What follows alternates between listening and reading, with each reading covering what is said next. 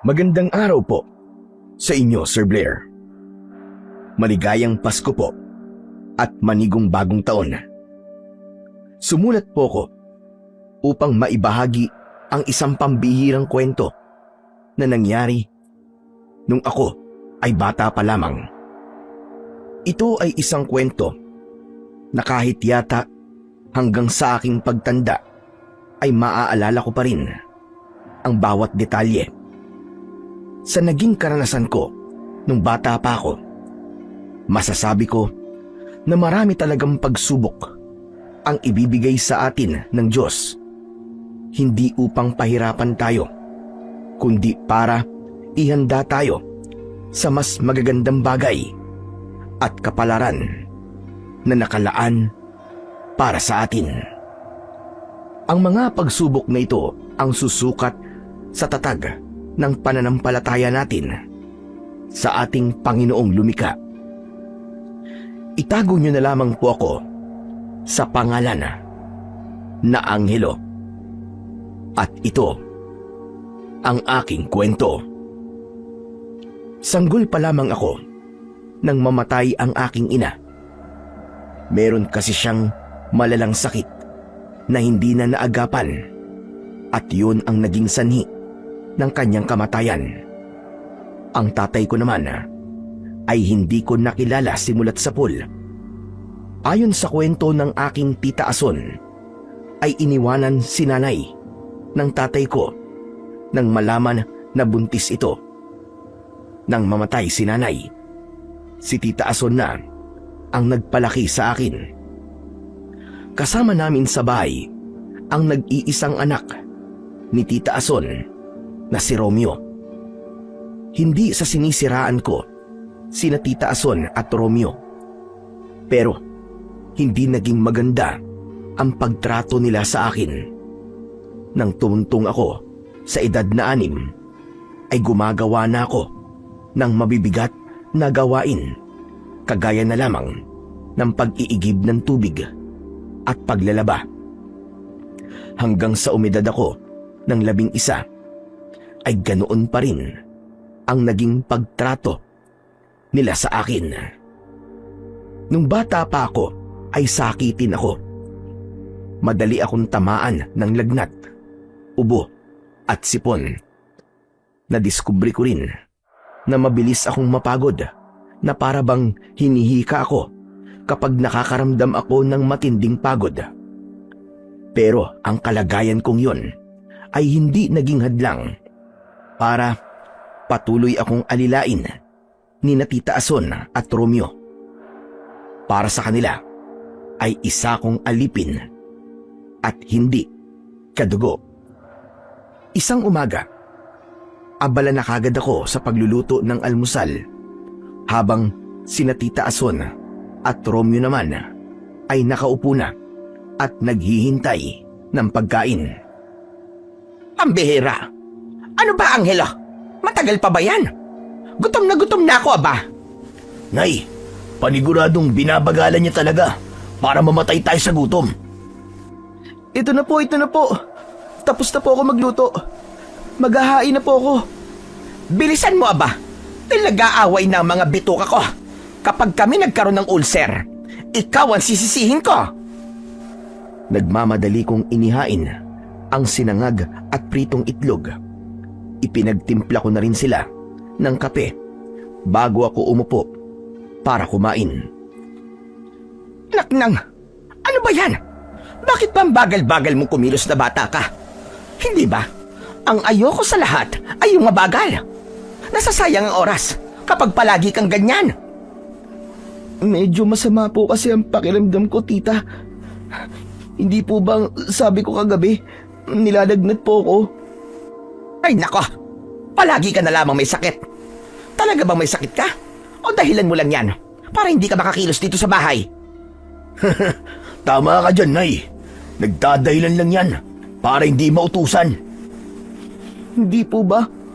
Walang pinagkaiba kahit may sakit ako o wala. Uutusan niyo pa rin naman po ako kahit sabihin ko na masama po ang pakiramdam ko eh.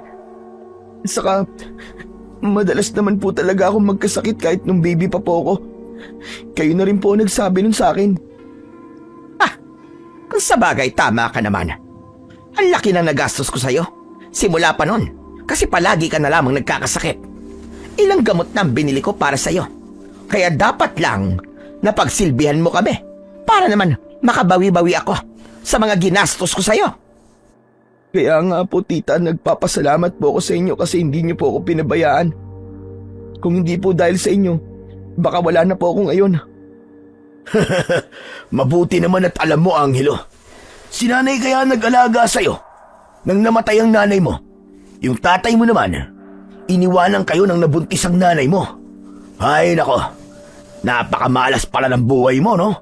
Kawawa ka naman, Angelo. Oo nga pala, Angelo. Mamaya, ay kunin mo yung mga binili kong retaso doon kay Aling Sonia at tatahiin ko na mga yon para maging basahan. Tita, ayos lang po ba na si Kuya Romeo na lang po ang kumuha ng mga yon? Hindi ko pa po kasi kaya magbuhat ng mabigat kasi hanggang ngayon po nilalagnat pa rin po ako Aba, teka, bakit ako? Ayoko nga. Nakakahiya kapag may nakakita sa akin na may dala akong mga retaso, no? Saka hindi naman yung mabigat kasi mga tela lang yun Napaka-arte mo naman. Tama si Romeo. Huwag kang nag-iinarte porque masama ang pakiramdam mo. Kahit sanggol, ay kayang-kayang buhatin ang isang sako ng retaso. Sige po, ako na lang po ang gagawa nun mamaya. Susunod ka rin naman pala Ang dami mo pang sinasabi. Akala mo siguro makakaiwas ka sa mga gawain dito, no? Hindi naman sa ganun, kuya. Nagsasabi lang naman ako ng totoo na masama pa rin ang pakiramdam ko hanggang ngayon Oo nga pala, tita. Meron po akong sasabihin sa inyo. Pero sana po, wag po kayong magagalit. Ano ba sasabihin mo? Sa pagsabi mo palang na wag ako magagalit mukhang nakakagalit na ang sasabihin mo. Sandali, wag mong sabihin na meron ka nasirang gamit. O baka naman, nalagyan mo ng bleach ang mga dekolor kong mga damit. Nako, Angelo, humanda ka talaga sa akin. Ang dami niyo naman po agad na sabi. Maayos po ang mga damit niyo. Ang gusto ko po sana sabihin ay baka po pwedeng sa susunod po na taon makabalik na po ako sa pag-aaral para makatapos na po ako ng elementary. 11 na po ako. Pero hindi ko pa rin po natatapos ang grade 4. Grabe, ang taas naman ang pangarap mo. Pinatapos ka na nga ni nanay hanggang grade 3, tapos nagre-reklamo ka pa. Yung ibang bata nga dyan kahit grade 1 di nakatungtong Tama si Romeo. Saka na bang pumasok sa utak mong bata ka at naisipan mong bumalik sa pag-aaral, ha? Saka, bakit ka pa mag-aaral? Marunong ka na magsulat, magbasa at magbilang. Okay na yon. Yun lang naman ang dahilan kung bakit nag-aaral ang isang tao ang matutunan ng mga bagay na sinabi ko. Pero, hindi lang naman po para matuto magsulat, magbilang at magbasa ang pag-aaral. Kapag po nakatapos po ako ng pag-aaral, kahit hanggang high school lang po, makakahanap po ako ng maayos na trabaho. Mas matutulungan ko po kayo kapag malaki na po ako.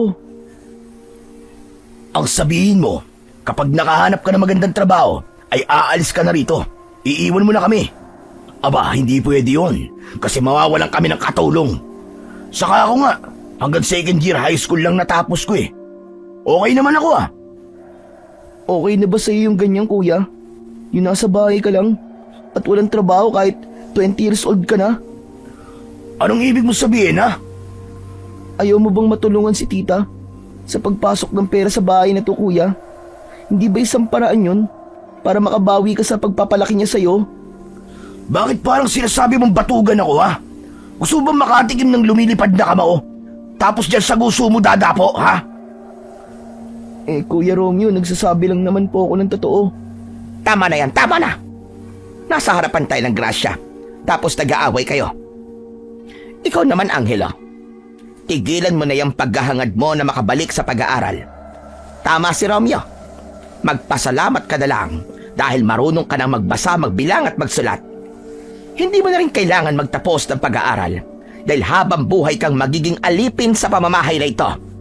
Naiintindihan mo ba? Napayuko ako upang itago ang luhang kumawala sa mga mata ko.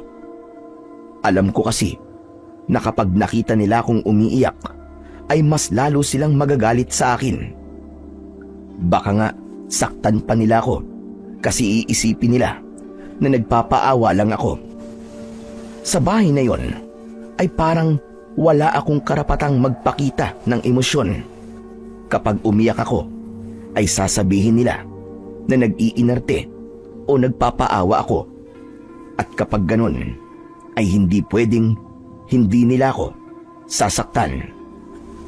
Kaya hindi ko maiwasang mainggit sa ibang mga batang may nanay at tatay.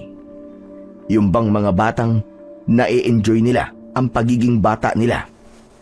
Yung nakakapaglaro sila kasama ang ibang mga bata.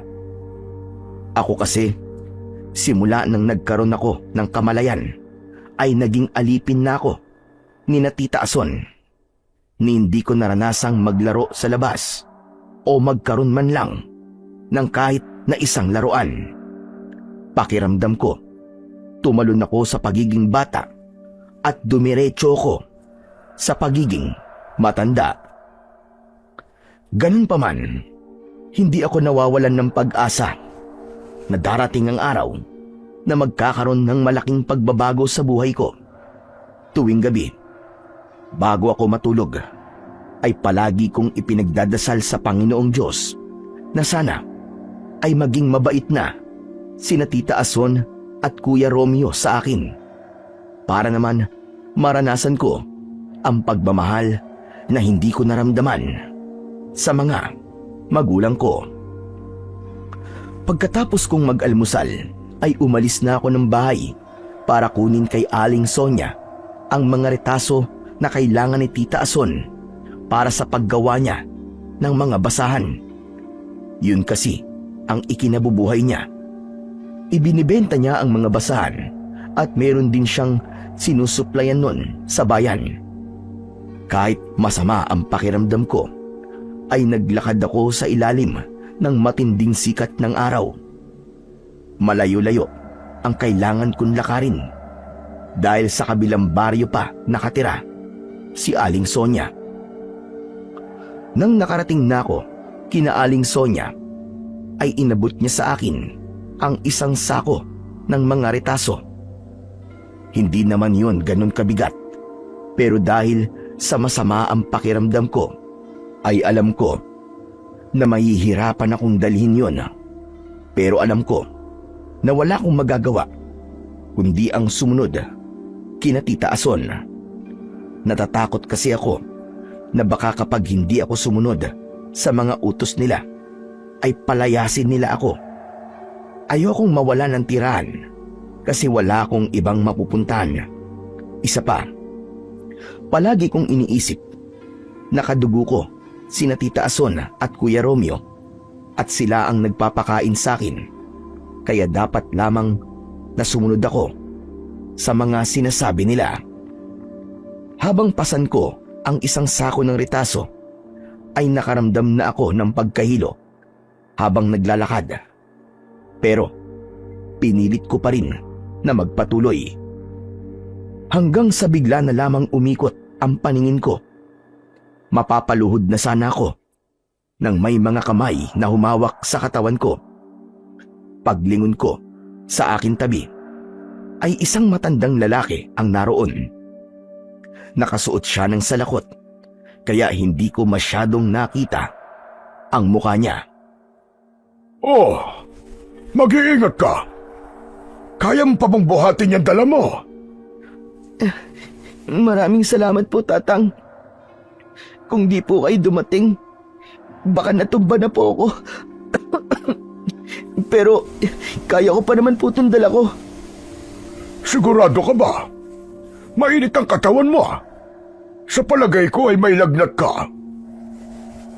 Tama po kayo, Tatang. Meron nga po. Kung may sakit ka, bakit nagbubuhat ka pa ng mabigat? Kailangan po kasi ng tita ko ang mga retasong laman ng saong to para makagawa po siya ng mga basahan. Kapag wala po siyang nagawang basahan, wala po kaming kakainin. Ang dapat sa'yo ay nagpapahinga. Hala, sige. Hayaan mong ako na ang magdala ng pasampasan mo. Huwag na po. Nakakahiya naman po sa inyo. Huwag ka na mahiya. Dahil ako naman ang nag-aalok ng tulong sa'yo. Hayaan mong daling ko na ang pasan mo para gumaan ang dinadala mo. Sigurado po ba kayo? Baka po kasi mahirapan kayo eh. Alam kong iniisip mo mahina na ako dahil matanda na ako. Pero ako na ang nagsasabi sa'yo, iyo. Malakas pa ako. Isa pa, hindi ko sasabihin na ako magdadala niyan kung hindi ko kaya. Kaya sige na, ibaba mo na ang pasan mo at ako na ang bahalang magbuhat hanggang sa makarating tayo sa bahay niyo. Sige po. Basta po kapag nabigitan po kayo, magsabi lang po kayo sa akin para ako na po ulit ang magdadala. Ibinaba ko na ang sako at ang matandang lalaki na ang nagbuhat nun. Habang naglalakad, ay pilit kong tinitignan ang mukha ng matanda. Pero hindi ko talaga nakita ng buo ang kanyang muka. Dahil bukod sa suot niyang salakot, ay bahagya pa siyang nakayuko. Hindi nagtagal ay nakarating na kami sa harapan ng bahay ni Tita Ason. Sinabi ko sa kanya na yun na ang bahay namin. Kaya naman, ibinaba na niya ang sako. Maraming salamat po sa pagtulong niyo sa akin, Tatang ha.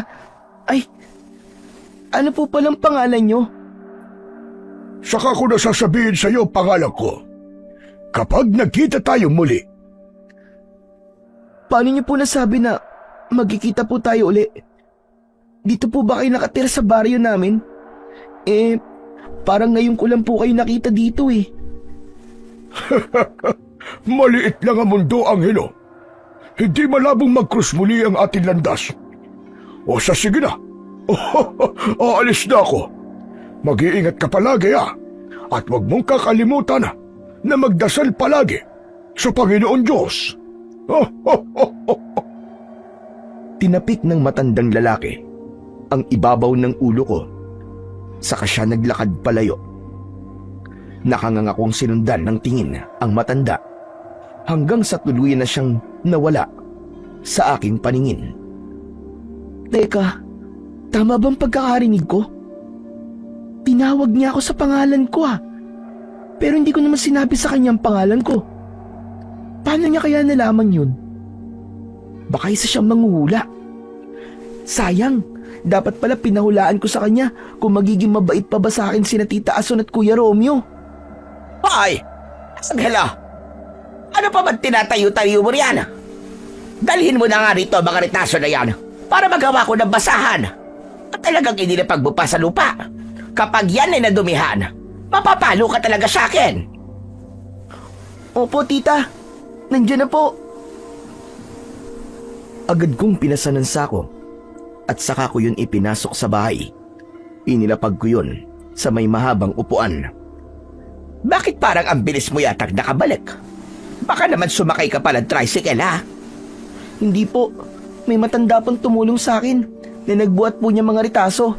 Ang bait niya nga po eh. Ano ka ba? May tumulong sa'yo?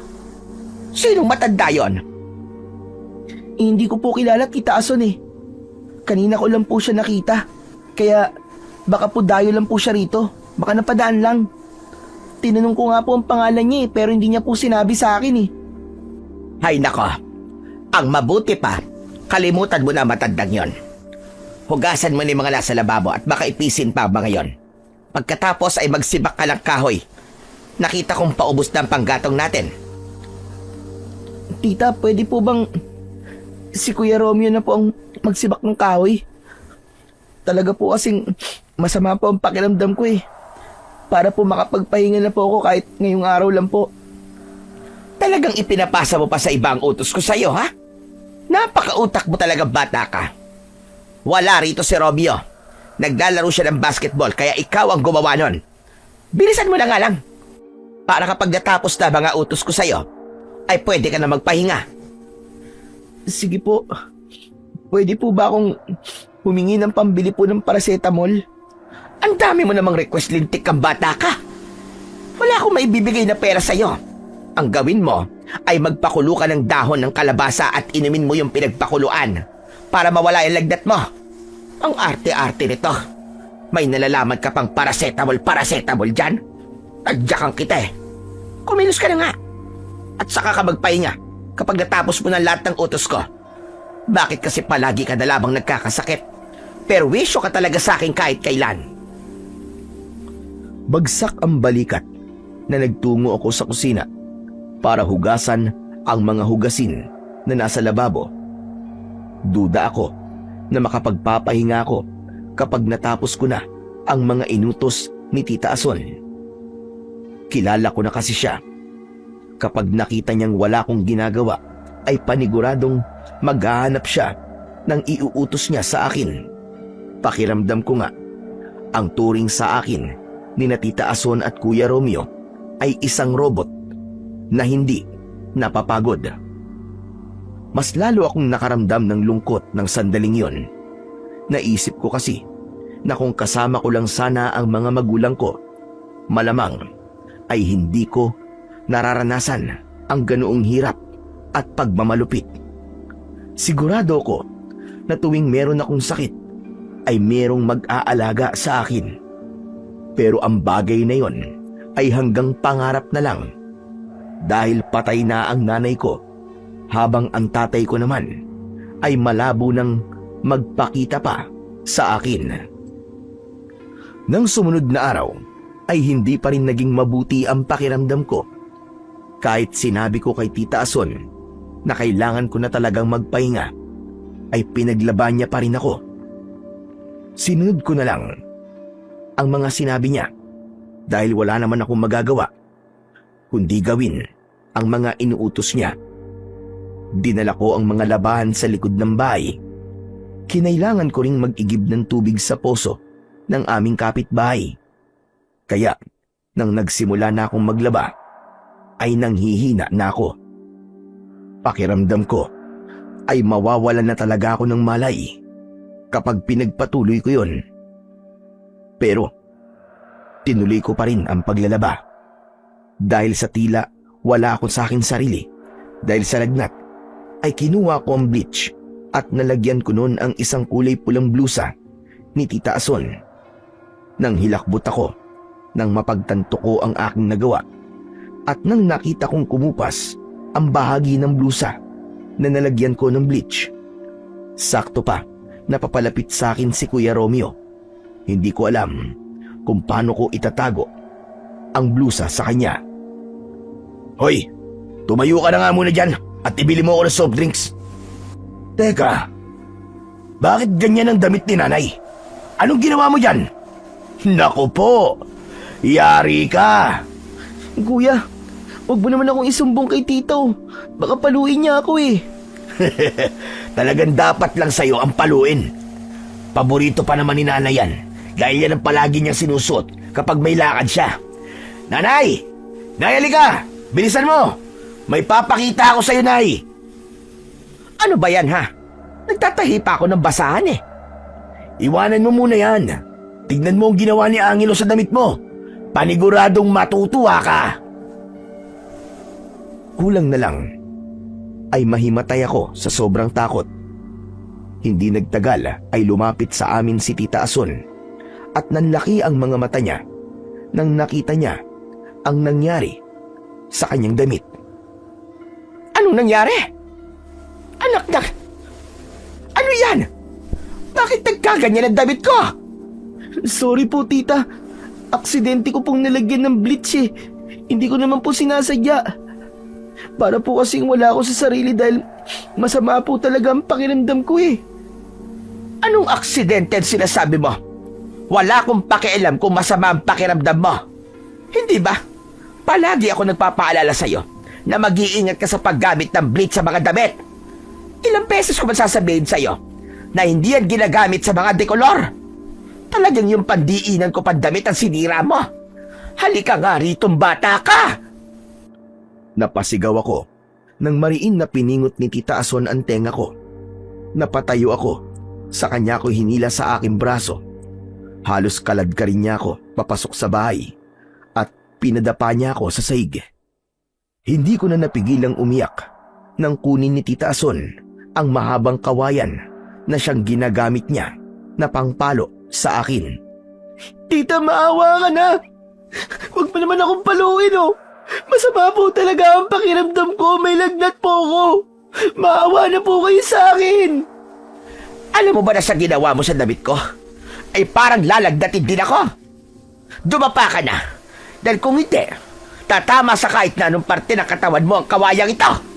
Hala, dapa! Saka huwag ka munang umiyak. Hindi ka pa ka napapalo eh. Napilitan akong dumapa habang pumapalaw ng iyak. Wala pang isang segundo nang dumapa ako ay lumapat na kagad sa puwetan ko ang pamalo. Malakas akong napasigaw dahil sa labis na sakit. Ilang beses akong pinalo ni Tita bago siya tumigil. Napasiksik ako sa sulok habang patuloy pa rin sa pag-iyak. Nakatayo sa may pintuan si Kuya Romeo. Nakangisi siya at kahit katiting na awa ay wala siyang nararamdaman para sa akin. Magpasalamat ka, lintik na bata ka. Dahil yan lang ang ginawa ko sa'yo. Sa susunod na gawin mo ulit yun, ipapalaklak ko sa'yo ang bleach para mamatay ka ng buwisit ka. Hala, kapusin mo na ang paglalaba mo. Kahit masakit pa ang pitan ko dahil sa mga palo sa akin ni Tita, ay tumayo pa rin ako at nagtungo sa likod ng bahay para ituloy ang aking paglalaba. Sisigok-sigok ako na parang isang basang sisiw habang nagkukusot ng mga damit. Hindi ko maiwasang makaramdam ng matinding awa sa akin sarili. Naisip ko na kung may kakayahan lang sana akong umalis at meron akong ibang mapupuntahan, ay matagal na akong umalis sa bahay na yon. Pero dahil bata pa ako, ay wala akong magawa para makaalis sa kahabag-habag kong sitwasyon. Hapon na nang matapos ako sa paglalaba. Ako na rin ang nagsampay ng mga yon. Mas lalo akong nakaramdam ng panghihina dahil bukod sa pagod ako, ay nakatikim pa ako ng palo mula kay Tita Ason. Humiga muna ako sa mahabang upuan para makapagpahinga. Hindi nagtagal ay pumasok si Romeo at nagpunta siya sa kwarto ni Tita Ason. Paglabas niya ay huminto siya sa paanan ko at ngumisi siya na parabang nang aasar pa. Aba, sarap buhay ah, haya-haya. Paiga-higa na lamang ang senyorito. Napagod po kasi ako sa paglalaba, Kuya Romeo. Pero mamaya ay gagawin ko po yung mga dapat ko pang gawin. O ano, masarap ba ang mapalo ni nanay? Oo nga pala, pupunta kami ni nanay ngayon sa plaza. May nagtitinda ngayon doon ng fishball at kikiam. Kakain kami. Gusto ba sumama? Talaga, Kuya? Isasama mo ako? Kakain din ako ng fishball at kikiam. Ang sabi ko, sasama ka lang. Masyado ka namang abusado kung ililibre ka pa namin. Wala po kasi akong pera, Kuya. Eh di wala ka rin fishball at kikiam. Pwede ka namang sumama eh. Pero manonood ka lang sa amin ni nanay habang kumakain kami hanggang sa maglaway ka. Nakakalokong tumawa ng malakas si Kuya Romeo. Nang umalis na siya, ay hindi ko napigilan ang lumuha. Sinisi ko ang sarili ko kung bakit umasa pa ako na isasama ako ni Romeo sa pagkain nila ni Tita Ason doon sa may plaza. Ngunit ganun pa man, nagpasalamat ako kasi kahit saglit ay mag-isa ako sa bahay. Kapag wala kasi sila doong dalawa, ay saka lang ako nakakaramdam ng kapayapaan. Nakakapagpahinga ako kahit sandali na bihira kong magawa kapag kasama ko sila sa bahay. Pero makalipas ang ilang minuto, ay may narinig ako sa labas na tinawag ang pangalan ko. Tumayo ako at lumabas ako ng bahay. Isang lalaki ang nakatayo sa may labas ng bakuran. Napansin ko kagad ang sobre na hawak niya. Lumapit ako sa lalaki at tinanong ko kung ano ang kailangan niya. Tinanong niya kung ako ba si Angelo at nang sabihin kong oo, ay isang sobre ang inabot niya sa akin. Ayon sa lalaki, ay merong nagpadala ng sulat sa akin. Pagkaalis ng lalaki, ay bumalik ako sa loob ng bahay. Umupo ako at binasa ko kung sino ang nagpadala ng sulat. Isang lalaking nagngangalang Vergel ang nakalagay sa sobre na siyang nagpadala ng sulat. Sino naman kaya ang Vergel na to? At bakit niya ako pinadala ng sulat? Para masagot ang katanungan ko, ay binuksan ko ang sobre. Paghila ko ng papel na naroon, ay may nalaglag na isang litrato. Kinuha ko at tinignan ang picture. Picture yun ng isang lalaki na sa palagay ko ay nasa 40 na ang edad. Bumilis ang tibok ng puso ko nang mapansin kong malaki ang aming pagkakahawig. Doon ko na binasa ang sulat at wala akong kaalam-alam na ang sulat na yon ay magdadala ng malaking pagbabago sa aking buhay. Mahal kong anak, kumusta ka na? Alam kong nagtataka ka kung sino ko. Ako ang iyong ama. Marahil ay galit ka sa akin, Angelo, dahil ngayon lang ako nagparamdam sa iyo. Pero saksi ko ang Panginoong Diyos na kahit minsan ay hindi ka nawala sa aking isipan. Pinagsisisihan ko ang pag-iwan ko sa inyo ng nanay mo. Bumalik ako sa dating bahay ng nanay mo, pero ayon sa mga napagtanungan ko, ay wala na kayo ron at wala na rin ang nanay mo. Napakasaya ko dahil makalipas ang napakahabang panahon, ay nagtagumpay na akong mahanap ang kinaroroonan mo. Sa ngayon, anak, sa sulat mo muna ako makakausap dahil may inaasikaso lang ako sa aking negosyo. Pero nangangako ko sa iyo, anak, na sa Pasko ay pupuntahan kita dyan. Isasama na kita sa Maynila at sisiguraduhin ko, anak, na babawi ako sa iyo. Marami pa akong gustong sabihin sa iyo, anak, pero saka ko nasasabihin ng mga yon kapag nagkita tayo ng personal. Anak, hindi mo lang alam, hindi na ako makapaghintay na makasama ka.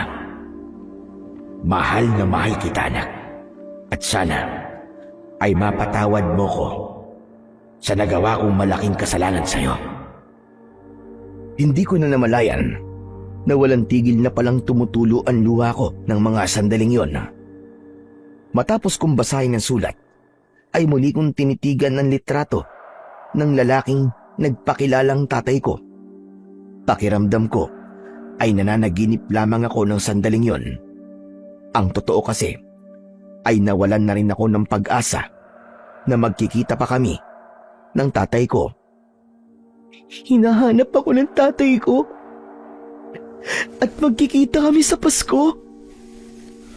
Unti-unting sumilay ang ngiti sa akin labi. Agad akong nagpasalamat sa Panginoong Diyos dahil sa wakas ay dininig na niya ang matagal ko nang ipinagdadasal. Bago umuwi, sina Tita Ason at Kuya Romeo ay nagsaing na ako dahil baka mapalo ulit ako kapag wala pang kanin pagdating nila. May dalang isda si Tita Ason at inutusan niya akong linisan yon at iprito. Magaan ang pakiramdam ko dahil sa magandang balita na natanggap ko.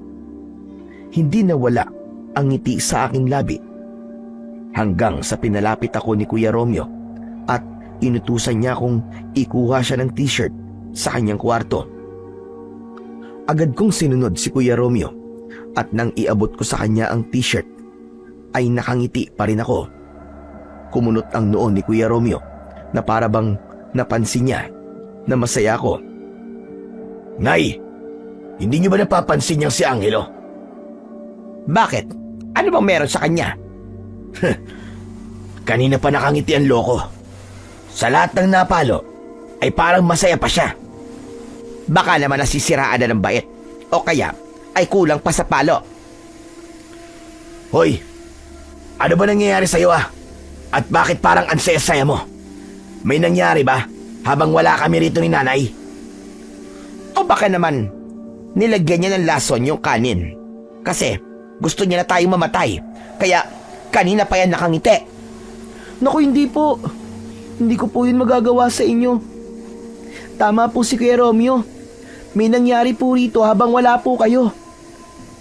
At ano naman yun, Aber? Magkikita na po kami ng tatay ko. Nagkatinginan sina Tita Ason at Romeo hanggang sa malakas silang tumawa. Nasisiraan na nga siya ng bait, anak. Nag-iilusyon siya na magkikita pa sila ng tatay niya. Pero tita, nagsasabi po ako ng totoo. Hoy, ikaw. Tigilan mo na nga ang imahinasyon mong yan. Ipapaalala ko lang na iniwan ng tatay mo ang nanay mo. Alam mo kung bakit? Kasi ayaw ng tatay mo sa responsibilidad. Tapos sasabihin mo na magkikita kayo. Nay, sa tingin ko, kulang pa sa palo si Angelo Ano kaya kung sa ulo mo siya ampasin at baka bumalik ang katinuan niya? Ay nako, pabayaan mo ng batang yan. Kung diyan siya masaya sa ilusyon niyang yan, ay suportahan na lang natin siya. Hindi muna ako nagsalita. Kinuha ko ang sulat ni tatay na itinago ko sa kahon kung saan nakalagay ang mga damit ko.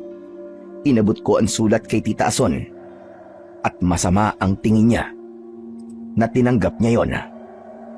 Tinanong niya kung ano yun at ang sabi ko ay basahin na lang niya ang nilalaman ng sulat. Tahimik na binasa ni Tita Ason at Kuya Romeo ang sulat. Kitang-kita ko ang pagbakas ng pagkagimbal sa kanilang mga muka. Tinignan ni Tita Ason ang litrato at napansin kong nanginig ang kanyang mga kamay.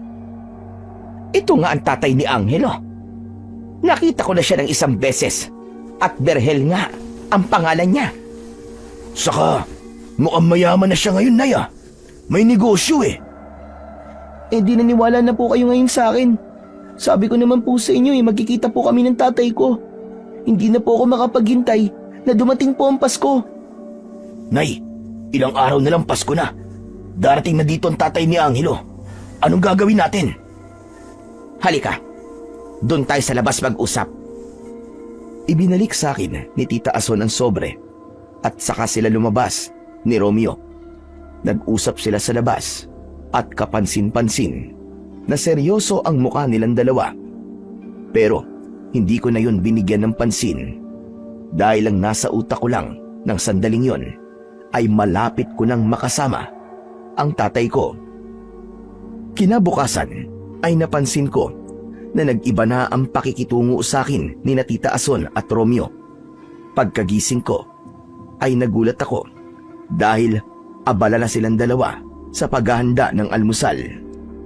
Natakot ako kasi baka mapagalitan ako kasi sila na ang gumagawa nun. Tita, ako na pong bahala dyan. Naku, pasensya na po kayo kung nauna pa po kayong gumising sa akin. Naku, Angelo, iho. Hayaan mo na kami rito ni Romeo. Kaya na namin ito. Po, hindi po ba nagagalit po kayo kapag nauuna po kayong magising sa akin sa umaga? Bakit parang iba na po yata ngayon? Angelo, naisip kasi namin ni nanay na palagi ikaw ang nagsisilbi sa amin. Kaya simula ngayon ay ikaw naman ang pagsisilbihan namin. May lagnat po ba kayo? Bakit parang may kung anong espiritu po ang sumapi sa inyo? Ayos lang kami. Wala kaming sakit at sapi. Alam mo, maupo ka na lang dyan kasi matatapos na kami sa pagluluto ng almusal natin at kakain na tayo. Tita Ason, sigurado po ba kayo? Oo, umupo ka na kasi kung hindi, papaluin kita. Nay, hindi ba dapat mabait muna tayo kay Angelo. Ay, oo nga pala, sorry. Ang ibig kong sabihin umupo ka na. At matatapos na rin naman kami ni Romeo sa paghahanda ng almusal. Kaya wala ka nang dapat gawin. Nagtatakang naupo ako habang pinapanood ko sina Tita Ason at Romeo. Sa loob ng napakahabang panahon ay noon ko lang sila nakitang aligaga sa pagluluto ng almusal. Normal na kasi sa akin na ako ang gumagawa nun. Kaya pakiramdam ko ay merong mali sa kilos nila. Maya-maya pa ay magkakasama na kaming kumakain. Hindi ako komportable dahil pinagsisilbihan ako ni Tita Ason. Siya ang nagtimpla ng kape ko at siya rin ang naglagay ng sinangag at itlog sa plato ko. Tita, teka lang, ano po ba talaga ang nangyayari? Bakit po parang ang bait-bait niyo po sa akin ngayon? Dahil po ba sa makikilala ko na po ang tatay ko? Meron po ba yung kinalaman kung bakit ganyan po kayo ni Kuya Romeo ngayon? Wala. Naisip lang kasi namin na hindi kami naging mabait sa'yo. Kaya bumabawi kami. Saka, Angelo, sorry kung napapalo kita ha. Palo naman yon ng pagmamahal kasi gusto ko na hindi ka nakakagawa ng pagkakamali. Hindi ka naman siguro galit sa amin ni Kuya Romeo mo, hindi ba? Hindi naman po. Pero masaya po ako na hindi na po kayo nakasigaw palagi sa akin. Pasensya na po kayo kasi naninibago po talaga ako sa inyo ngayon eh. Ay nako, masasanay ka ng ganito kami sa'yo. At alam mo ba, para makabawi talaga kami sa'yo, ay nagkasundo kami ni nanay na magbabakasyon tayong 3. Talaga po? Saan po? Sa Amerika po ba? Maka-Amerika ka naman dyan eh. Pare-pareho tayong walang passport. Basta, magbabakasyon tayo sa isang isla. Sa isang napakagandang beach resort. At bukas na bukas din ay aalis na tayo. Kaya mamayang gabi, mag-empake ka na ng mga damit mo ha. Damihan mo ang dadalhin mong damit. Kasi 1 linggo tayong magbabakasyon. Nanginginig ang mga mata ko sa sinabing yun ni Tita Ason. Hindi ako makapaniwala na sa unang pagkakataon ay makakaranas ako na magbakasyon. Noon kasi, sa tuwing may pupuntahan sina Tita Ason at Romeo, ay hindi nila ako isinasama. Palagi akong bantay sa bahay. Kaya para sa akin, napakalaking bagay na isasama na nila ako sa pagkakataon na yon. Ramdam ko na may kinalaman ang napipintong pagbabalik ng tatay ko. Kaya ganun na lamang ang kinikilos ni na Tita Ason. Pero kung ano man ang dahilan nila, kung bakit sila biglang bumait sa akin, ay wala na akong pakialam. Nang panahon kasing yun, ay sabik ako sa magandang pakikitungo nila sa akin. Kaya hindi ko na inisip kung meron ba silang masamang intensyon, kung bakit sila biglang nagbago. Kinagabihan ay nag-empake na ako ng mga damit ko. Iniligay ko yon sa isang lumang bag at halos hindi ako makatulog dahil sobrang excited ako sa pagbabakasyon namin ni na Tita Ason at Kuya Romeo. Madaling araw pa lang ay ginising na ako ni Tita Ason dahil aniya ay kailangan naming umalis ng maaga. Pagkaalis namin sa aming baryo ay sumakay kami ng bus. Ilang oras kaming sakay ng bus at nang bumaba kami sa bus ay dumiretso kami sa isang pier. Iniwan nila ako sandali dahil meron silang kinausap na bangkero. Hindi nagtagal ay lumapit sila sa akin at ang sabi nila ay meron na kaming bangkang magagamit papunta sa islang pupuntahan namin. Pinuntahan na namin ang bangka at sumakay na kaming 3 roon. Nagtaka ko kasi hindi namin kasama yung bangkero. Si Kuya Romeo ang nagpaandar ng bangka at dahil sa lakas ng tunog ng motor, hindi na lang ako nagsalita dahil hindi rin naman nila ako maririnig. Halos 1 oras kaming bumiyahe sa dagat bago kami nakapunta sa isang isla. Pagbaba namin ng bangka, ay iginala ko ang mga mata ko sa paligid. Nagtaka ko dahil tila abandonado ang islang yon at hindi yun mukhang isang beach resort. Tila kami lang ang taong naroroon. Tita, tama po ba tong islang napuntahan natin? Bakit parang hindi naman po ito isang beach resort? Tama itong islang napuntahan natin. Nagkamali lang ng dinaungan itong si Romeo kasi nasa kabilang bahagi nitong isla yung beach resort. Pero magpapahinga na muna tayo rito kasi nakakapagod yung biyahe natin, di ba? Ganun po ba? Pwede po bang umihi muna ako? Kanina pa po kasi ako naiihi pero pinipigilan ko lang eh. Aba, oo naman. Pero medyo lumayo ka. Para makapag-usap kami para hindi mangamoy dito sa pampang ang ihi mo. Ngumiti ako kay Tita Ason at saka ko naglakad papasok sa masukal at tila gubat na bahagi ng isla. Hindi ko na dinala ang bag ko dahil sandali lang naman ako. Agad naman akong nakakita ng magandang pwesto kung saan ako pwedeng umihi. Nang matapos na ako, ay naglakad na ako pabalik kina Tita Ason. Pero habang palapit na ako sa kanila, ay napansin ko na seryoso silang nag-uusap. Hindi ko alam, pero nagkaroon ako ng kagustuhan na malaman kung ano ang pinag-uusapan nila. Nag-ingat ako sa aking mga hakbang. Ginawa ko ang lahat para hindi nila malaman na nakabalik na ako. Nagtago ako sa likod ng isang makapal na halaman na malapit lamang sa kanila. At doon ay malinaw kong narinig ang kanilang pag-uusap. Nay, sigurado ka na po ba sa plano nating to? Talagang ngayon mo pa tinanong yan kung kailan nandito na tayo sa islang to. Sigurado na ako at hindi na tayo aatras. Kailangan nating iwanan dito si Angelo. Hindi sila pwedeng magkita ng tatay niya. Dahil sigurado ako, nasasabihin ni Angelo sa tatay niya ang lahat ng pagmamaltrato na ginawa natin sa kanya noon. Sa bagay, tama po kayo. Kapag nagsumbong siya sa tatay niya, tapos mayaman palang tatay niya, pwede tayong mademanda at makulong. Naku, Nay, ayoko po makulong. Ako rin naman eh. Kaya nga ginagawa natin to para hindi tayo mapahamak.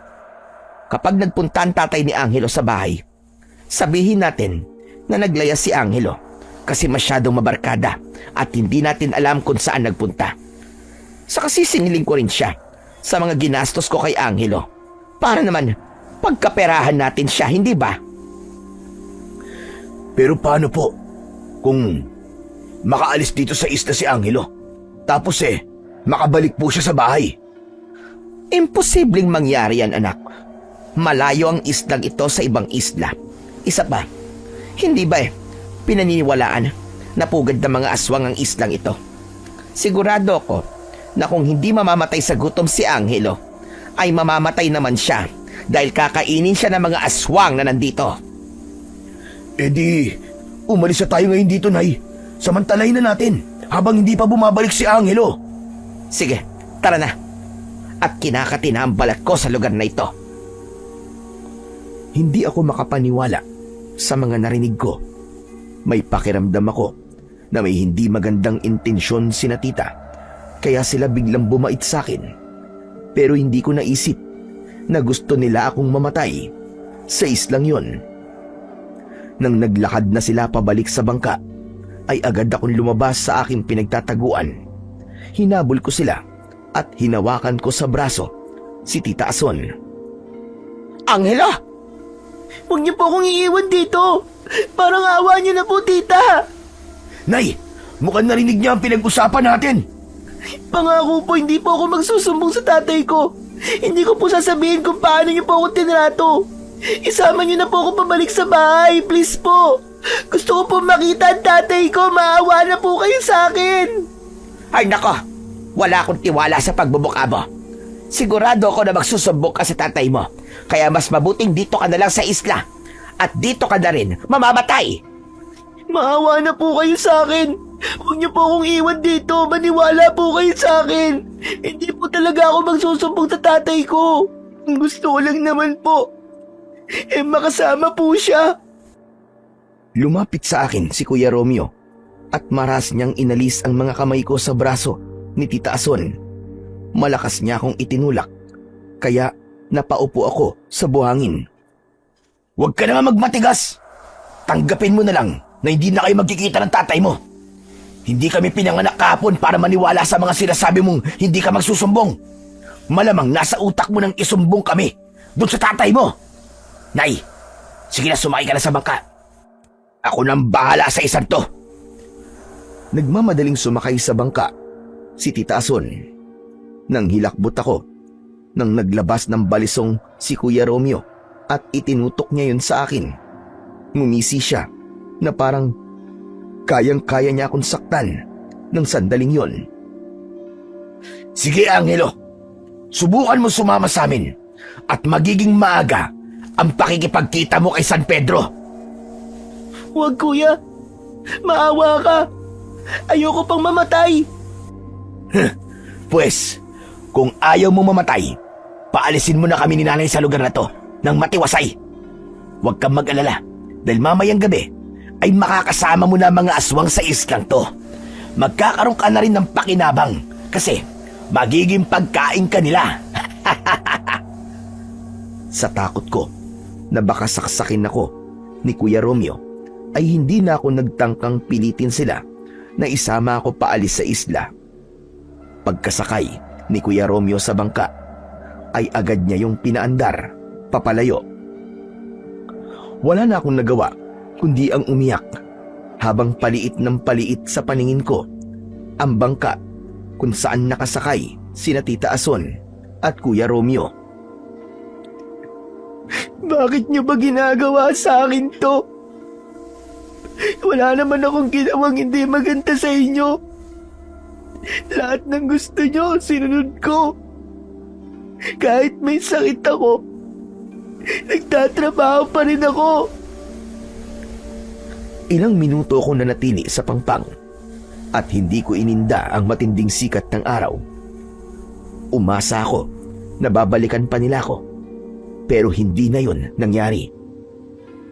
Iginala ko ang aking mga mata sa paligid. May kakaiba akong naramdaman sa islang yun. Hindi ko alam kung dahil ba sa sinabi nila na meron dong mga aswang o meron pang ibang dahilan. Sinabi ko sa sarili ko na hindi ako pwedeng mamatay sa lugar na yon dahil kailangan kong makita at makasama ang tatay ko. Nang sandaling yon ay hindi ko na naiwasan na may maramdamang galit kina Tita Ason at Kuya Romeo. Alam kong masama sila, pero kailanman ay hindi ko inisip na aabot ng ganun katindi ang kasamaan nila. Yung dumating ba sa punto na gusto na nila akong mamatay. Makalipas ang ilang oras ay hindi ko na kinaya ang sikat ng araw, kaya sumilong muna ako sa masukal na bahagi ng isla. Dinala ko ang bag na naglalaman ng mga damit ko. Nakaramdam na ako ng gutom at uwaw, pero wala akong ideya kung saan ako kukuha ng makakain at maiinom. Hindi ko naman pwedeng inumin ang tubig sa dagat dahil masyado yung maalat. Sana naman magbago pa ang isip ni na tita. Sana ibalikan pa nila ako rito. Kung alam ko lang na ganito ang gagawin nila sa akin, hindi na lang sana ako sumama sa kanila. At hindi ko na lang sinabi sa kanila na magkikita kami ng tatay ko. Matyaga akong naghintay. Hindi nawala sa puso ko ang pag-asa na babalikan ako ni na Tita Ason. Pero nang unti-unti nang kumalat ang dilim, ay doon ko na tuluyang tinanggap na talagang iniwanan na ako ni na Tita Ason sa islang yon para doon na mamatay. Nang tuluyan ng dumilim, ay bumalik sa alaala ko ang sinabi ni Kuya Romeo na merong mga aswang sa isla. Doon na ako nakaramdam ng takot. Sana hindi totoo yung sinabi ni na tita. Sana ay wala talagang aswang dito.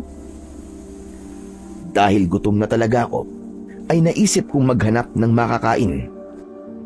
Maraming puno sa masukal na bahagi ng isla, kaya umasa ako na meron dong puno na namumunga. Tumayo ako at isinukbit ko sa likod ang aking bag. Naglakad-lakad ako sa kasukalan. Pinilit kong sanayin ang mata ko sa kadiliman. Lahat ng puno na nakikita ko ay tinitignan ko ang itaas para kung may makikita kong prutas ay aakyatin ko ang puno. Pero halos 1 oras na akong naglalakad ay bigo pa rin akong makakita ng punong namumunga. Gutom na talaga ako. Hindi man lang ako iniwanan ng pagkain at tubig ni na tita. Sa bagay, bakit naman nila gagawin yun? Gusto na nga nila akong mamatay dito. Napakasama talaga nila. Dapat talaga lumayas na lang ako sa kanila dati pa eh. Huminto muna ako sa paglalakad. Tumingala ako sa kalangitan at nagdasal ako sa Panginoong Diyos. Ipinagdasal ko sa Kanya na huwag niya akong pababayaan at sana ay buhay akong makakaalis sa islang yon. Matapos kong magdasal ay may narinig akong kaluskos sa kung saan. Bumilis ang tibok ng puso ko nang may mga yabag ng paa na parang palapit sa aking kinaroroonan. Sino yan? May tao ba dyan? Tita Son? Kuya Romeo? Kayo ba yan? Binalikan niyo ba ako? Naramdaman kong may papalapit na kung sino sa akin. Hindi ko magawang tumakbo o magtago dahil baka sina Tita Ason yun. Pero mas tumindi ang aking kaba nang may narinig akong malalim na pag-ungol na parabang mula sa isang mabangis na hayop. Napagtanto ko na nasa kasukalan ako at may posibilidad na meron dong mababangis na hayop na maaaring pumatay sa akin. Hindi pa rin ako umalis sa aking kinatatayuan. Tila nawalan ng lakas ang mga paa at binti ko para tumakbo kahit may pakiramdam ako na nasa panganib ako ng mga oras na yon. Laking gulat ko na may biglang humila sa braso ko. Sisigaw sana ako pero tinakpan ng isang kamay ang bibig ko. Nanlaki ang mga mata ko nang hinila ko ng taong yon papunta sa loob ng isang makapal na halaman. Nagpumiglas ako pero nang narinig ko ang boses ng taong nasa likod ko ay kumalma ako sa hindi malamang dahilan. Para kasing pamilyar sa akin ang boses niya pero hindi ko maalala kung saan at kailan ko yon narinig. Kung gusto mo pa mabuhay, ay huwag ka sisigaw. Huwag kang mag-alala. Dahil hindi ako masamang tao. Tignan mo ang nilalang nadadaan para malaman mo na tama lang na nagtago tayo dito ngayon. Unti-unting inalis ng taong nasa likod ko ang kamay niyang nakatakip sa aking bibig. Lumuwag na rin ang pagkakahawak niya sa braso ko. Nagtiwala ako sa kanya kahit hindi ko siya nakikita. Hindi ko inalis ang tingin ko sa labas ng halaman kung saan kami nagtatago hanggang sa isang nakakatakot na nilalang ang dumaan. Labis ang kilabot na aking naramdaman dahil sa itsura ng nilalang na yon.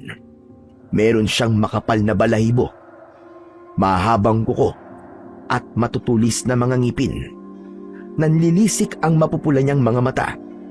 Sa itsura ng nilalang ay sigurado ko na kung sakaling makikita niya ako ay gagawin niya akong hapunan.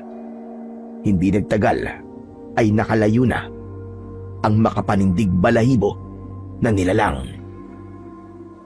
Nanginginig ako nang dahil sa sobrang takot. Maya-maya pa ay sinabi ng taong nasa likod ko na maaari na kaming lumabas dahil ligtas na kami. Naunang lumabas ang taong yun. Nang sumunod ako sa kanya, ay doon ko nakita ang itsura ng taong kasama ko. Isa siyang matandang lalaki na may mahabang buhok, Mahaba rin ang balbas niya at makapal ang kanyang bigote. May hawak siyang salakot. Nanlaki ang mga mata ko nang mapagtanto ko kung sino ang matandang yon. Teka, kilala ko po kayo. Ang ibig ko pong sabihin nagkita na po tayo, di ba? Kayo po yung matandang tumulong sa akin na buhatin po yung sako ng mga ritaso. Mabuti naman at naalala mo pa ako. Nagkatotoo po ang sinabi nyo. Nagkita nga po tayo uli. Pero bakit ganyan po ang itsura nyo? Bakit mukha na po kayong ermitanyo ngayon? Matagal kasi tayong hindi nagkita. Saka importante pa ba ang itsura ko ngayon? Hindi ba? Dapat ay magpasalamat ka sa akin kasi iniligtas kita sa aswang na yun.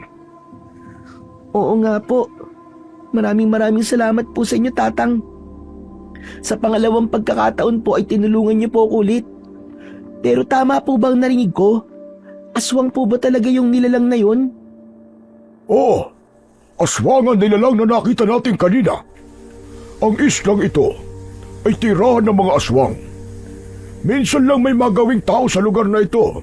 Kaya kapag nalaman nilang nandito ka, ay mag-uunahan sila para patayin ka at gawing pagkain. Kayo po, bakit po kayo nandito? Ano pong ginagawa niyo rito? Sa totoo lang ay hindi ko rin alam. Ang huli kong naaalala ay natulog ako. Tapos pagising ko, nandito na ako. Teka, Tatang. Parang imposible naman po yatang mangyari yung sinabi nyo. Ang ibig nyo po ba't sabihin merong nagdala po sa inyo rito habang tulog kayo? Kung ganun po nangyari, bakit hindi po kayo nagising?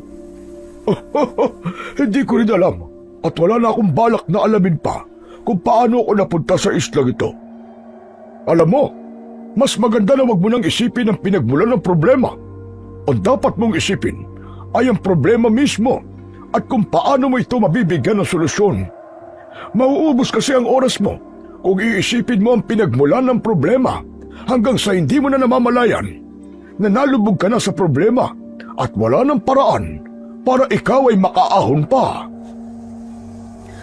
Grabe, ang lalim nyo naman po magsalita. Pero medyo naiintindihan ko naman po mga sinabi nyo sa akin.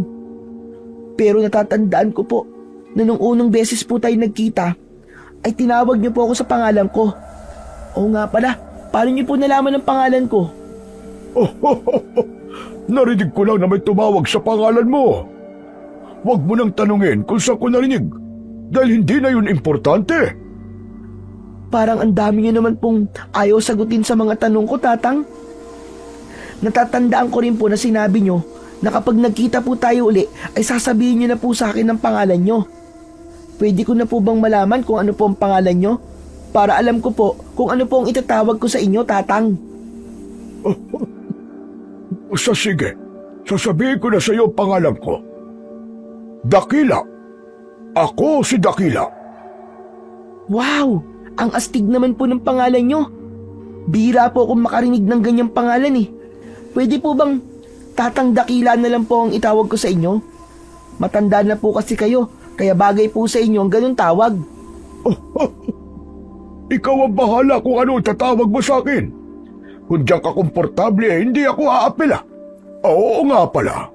Kailangan natin makahanap ng ligtas na lugar na pwede natin taguan ngayong gabi. Hindi magandang nandito tayo dahil madali tayong makikita ng mga aswang. Ayaw mo naman siguro maging hapunan ng mga aswang, hindi ba? Opo, ayoko po. Ayoko pong mamatay dahil gusto ko pong makaalis dito. Kung ganon, ay sumunod ka sa akin. Nang nagsimulang maglakad si Tatang Dakila, ay agad akong sumunod sa kanya. Hindi ako nagsalita at nagtiwala na lang ako sa kanya. Kahit hindi ko pa masyadong kilala si Tatang Dakila, ay hindi ko maintindihan kung bakit ba napakagaan ng loob ko sa kanya. Hindi nagtagal ay may nakita kaming kuweba ni Tatang Dakila. Si Tatang Dakila muna ang pumasok sa kuweba at nang masiguro niyang walang aswang doon at ligtas kami roon, ay sa kanya ko inayang pumasok. Malamig sa loob ng kuweba. Madilim, kaya nahirapan kaming makahanap ng pwesto kung saan magiging komportable kaming dalawa. Nang may napuntahan kaming bahagi ng kuweba kung saan walang masyadong bato, ay doon na namin pinili na magpahinga. Humiga ako sa lupa habang si Tatang Dakila naman ay umupo habang nakasandal sa malaking bato na nasa gilid. Hindi po ba kayo matutulog, Tatang Dakila? Mamaya na. Sisiguraduhin ko muna na walang aswang ang aatake sa atin. Ikaw matulog ka na at alam ko na pagod ka. Hindi ko po alam kung makakatulog po ako eh. Nagugutom po kasi ako. Tiisin mo muna ang gutom mo. Kapag medyo maliwanag na, ay maghahanap ako ng makakain natin sa paligid. Delikado kasi kung lalabas tayo ng ganitong oras dahil paniguradong may mga aswang pa sa labas. Sa bagay, tama po kayo. Mas gusto ko pong tiisin na lang po ang gutom ko kaysa ako po ang maging pantawid gutom ng mga aswang. Pero Tatang, bakit po pala may mga aswang dito sa islang to? Alam niyo po ba kung bakit? Hindi ako sigurado. Pero base sa mga naririnig ko sa mga kwento, ay talagang may mga aswang sa islang ito. Ang sabi nila, ay dito nagtago ang ilang aswang nang madiskubre sila ng mga tao sa isang baryo. Sa tagal ng panahon, nasira na siguro ang bangka na sinakyan ng mga aswang papunta rito. Kaya hindi na sila nakaalis sa islang ito. At dito na sila nanirahan. Totoo po pala yung sinabi ni na Tita Ason na may mga aswang po dito. Kaya dito po nila ako dinala. Tama ba ang pagkakaintindi ko sa sinabi mo? Sinadya kang dalhin dito? Opo. At ang nagdala po sa akin dito ay ang kapatid po na panganay ng nanay ko, si Tita Ason po. Saka yung anak po niyang si Kuya Romeo. Ang sabi po kasi nila sa akin, magbabakasyon po kami sa isang beach resort. Hindi ko naman alam po na dito pala kami pupunta. Iniwan po nila ako rito. Para dito na raw po ako mamatay. Mahabagin langit. Bakit naman nila yung gagawin sa'yo? Mukha ka naman mabait na bata. Matagal na po kasi nila akong inaalila. Tapos nung isang araw po, ay may natanggap po ako na sulat mula po sa tatay ko. Na simula po nung bata pa po ako ay hindi ko pa po nakilala. Ang sabi po ng tatay ko sa sulat ay pupuntahan daw po niya ako para magkasama na po kami. Nang malaman po yun ni na tita, ay inisip po nila na magsusumbong po ako sa tatay ko tungkol po sa hindi magandang pagtrato nila sa akin. Baka raw po makulong sila. Pero ang totoo naman po, wala po talaga akong balak na magsumbong eh. Ang gusto ko lang naman po ay magkasama po kami ng tatay ko. Huwag kang mag-alala. Dahil may balik ang ginawa ng tita mo at ang anak niya. Sigurado ako na sisingilin sila sa mga kasalanan nila sa takdang panahon. Nakakalungkot nga po. Kasi kung kailan makakasama ko na po ang tatay ko, ay saka pa po ito nangyari. Sa Pasko po kasi ako pupuntahan ni tatay sa bahay ni tita. Kaya lang, parang hindi na po mangyayari yun. Kasi nandito po ako sa isla. Ilang araw pa naman bago sumapit ang Pasko. At sigurado ako na makakagawa tayo ng paraan para makaalis tayo sa islang ito. Pero anong paraan po ang gagawin natin? Mukhang wala pong tao ang nagpupunta rito kaya walang magliligtas po sa atin. Saka, baka makaligtas nga po tayo sa mga aswang ngayong gabi. Pero sa mga susunod po na gabi, ay hindi na po. Huwag kang mag-isip ng negatibo. Isipin mo na palaging nasa tabi mo ang ating Panginoong Diyos. Magdasal lang tayo at maniwala sa Kanya at sigurado ko na hindi niya tayo pababayaan. Hindi ba sabi ko sa iyo nung unang beses tayo nagkita, ay magdasal kang palagi. Palagi naman po ako nagdadasal, Tatang eh. Hindi po ako nawawalan ng pag-asa na magkakaroon po ng magandang pagbabago sa buhay ko. Kaya lang po, nang mangyayari na po sana ang pagbabagong yun, ay dinala naman po ako ni na tita dito sa isla. Hindi ba sabi mo ay magkikita kayo ng tatay mo sa Pasko? Opo, Kung ganon, gagawa tayo ng paraan para magkita kayong dalawa sa darating na Pasko. Kung walang ibang tao ang magliligtas sa atin, ay tayo ang gagawa ng paraan para makaalis sa islang ito. Nangangako ko sa iyo, Angelo, magkakasama kayo ng tatay mo at isang napakagandang buhay ang naghihintay sa iyo. Dahil mabuti kang bata. maraming salamat po tatang ha. Salamat po dahil kayo po ang kasama ko rito sa isla. Walang kanuman. Sige na, matulog ka na. Ako ang bahalang magbantay sa iyo. Umayos ako ng pagkakahiga kahit hindi ako komportable na sa lupa ako nakahiga. Kampante akong pumikit para matulog dahil alam kong binabantayan ako ni Tatang Dakila at hindi niya ako pababayaan. Umaga na nang nagising ako. Medyo maliwanag na sa loob ng kuweba dahil sa liwanag na nanggagaling sa labas. Kinabahan ako nang hindi ko nakita si Tatang Dakila. Ang unang pumasok sa isip ko ay baka iniwan na rin niya ako. Ang takot ko na yon ay dahil sa pag-iwan sa akin ni Tita Ason at Kuya Romeo. Pakiramdam ko tuloy, lahat ng tao ay iiwanan ako, gaya ng ginawa nila. Tatang Dakila! Tatang Dakila, nasan po kayo? Nang walang sumagot ay tumayo ako. Habang tinatako ang daan palabas ng kuweba, ay umasa ako na makikita ko siya sa labas. Pero labis akong nanlumo dahil wala rin doon si Tatang Dakila. Tatang! Tatang Dakila! Nasan po kayo, Tatang? Luminga ako sa paligid. Umasa ako na bigla na lamang susulpot si Tatang Dakila. Pero kahit anong pagsigaw ko sa pangalan niya, ay wala pa rin akong nakuhang sagot. Doon na ako napaiyak. Napaupo ako sa lupa. Yumuko ako habang walang patid ang pagtulo ng mga luha ko. Nasaan ka na, Tatang? Akala ko ba tayong dalawa ang aalis dito sa isla? Bakit niyo po ako iniwan? Tatang Dakila! Sino ba may sabing iiwanan kita? Biglang nabuhay ang saya sa dibdib ko nang narinig ko ang boses ni Tatang Dakila. Pag-angat ng aking muka ay nakita ko siya sa harapan ko. Hawak niya ang kanyang salakot na ginawa niyang lalagyan ng mga prutas. Mabilis akong tumayo at mahigpit ko siyang niyakap dahil sa labis na tuwa. Ano ba? Dahan-dahan at baka malaglag itong mga prutas na nakuha ko. Sobrang saya ko po kasi, Tatang Dakila. Akala ko po talaga iniwan niyo na po ako. Pagkagising ko po kasi wala po kayo. Bakit naman kita iiwan? Hindi ba nangako pa ako sa'yo? Naaalis tayo rito sa islang ito at sisiguraduhin kong magkikita kayo ng tatay mo sa darating na Pasko. Maaga kasi ako nagising kanina para maghanap ng makakain natin. Tignan mo naman, napakaraming prutas ang nakuha ko.